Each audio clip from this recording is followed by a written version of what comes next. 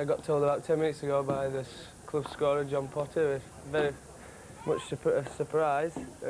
All the lads were happy for me, and obviously I'm very happy as well. Did you think you might be picked later on in the summer, perhaps? Well, yes, anyway, with the manager, he thought if I kept performing for my county, which has always been my aim, there might be a chance later on in the series. But obviously, in South Africa on the A tour, I bowled at the death for the A team, and I must have bowled it quite well to get called up for the one days. Do you think this is very much a one-day selection at the moment, do you? I think so at the minute, but like I say, because for Yorkshire, I've done it since I've been 18 years old now, bowled at the end for Yorkshire, and hopefully it's the start of something to come. Would it be quite hard for you, given that one-day internationals, it's very high pressure, isn't it? You haven't played for England before, and I'm sure at the back of your mind will be the thought of playing in the Test series later. Oh yes, I want to play in the Test series, and everybody wants to play for England in a home Test match. That's everybody's ambition. A one-day international is a high-pressure game, but I'm sure I can handle it.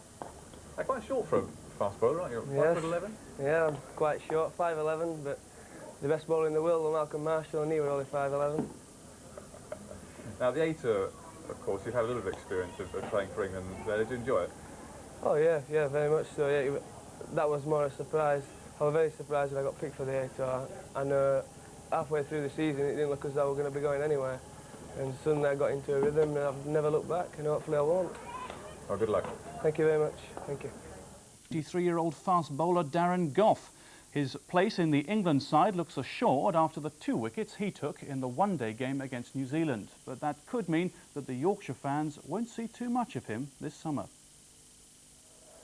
12 months ago, he was struggling to get into Yorkshire's first team. Now, Darren Gough is being acclaimed as the new fast-bowling sensation for England. In today's papers, chairman of selectors Ray Illingworth was already comparing him to some of the greats. His first 2 international wickets, the highlights of a superb spell of bowling.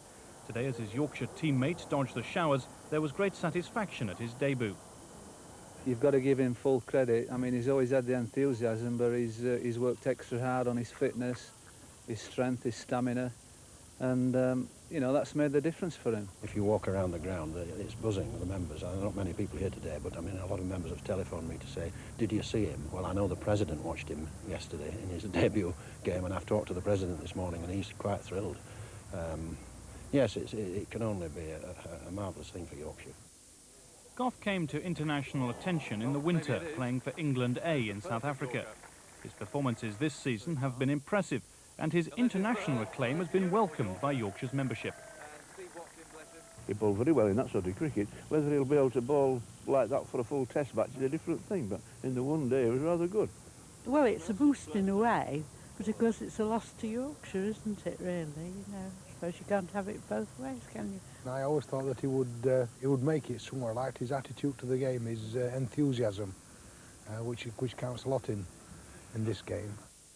The New Zealanders may be spared a second onslaught tomorrow. Gough has a side strain and is doubtful for the side, but he hopes to face the tourists next Tuesday when they turn out against Yorkshire. Time now to